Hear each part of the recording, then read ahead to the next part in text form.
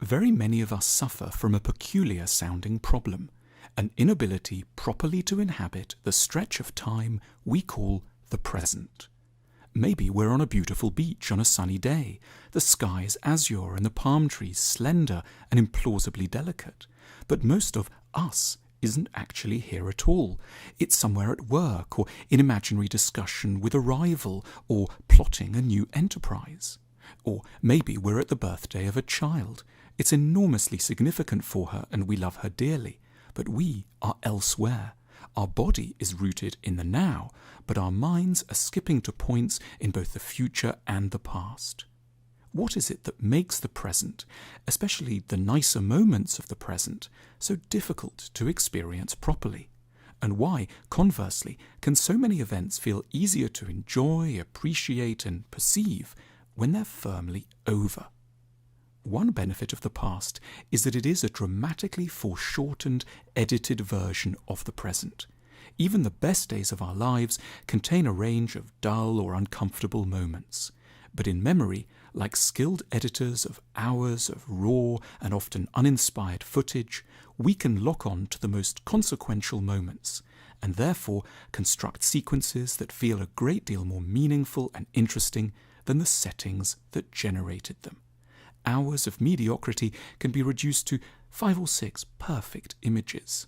Nostalgia is the present enhanced by an editing machine. Much of what ruins the present is sheer anxiety. The present always contains an enormous number of possibilities, some hugely gruesome, which we're constantly aware of. Anything could theoretically happen, an earthquake, an aneurysm, a rejection, which gives rise to a non-specific anxiety that trails around us most of the time, the simple dread at the unknownness of what is to come. But then, of course, only a very limited range of awful things do ever come to pass, and we forget the anxiety at once, or rather shift it to the new present. So when we remember an event, what we leave out of it is how much of that event we actually spent anticipating an appalling future that never came. Our bodies further contribute to our distraction from the present. They have their own moods and itineraries.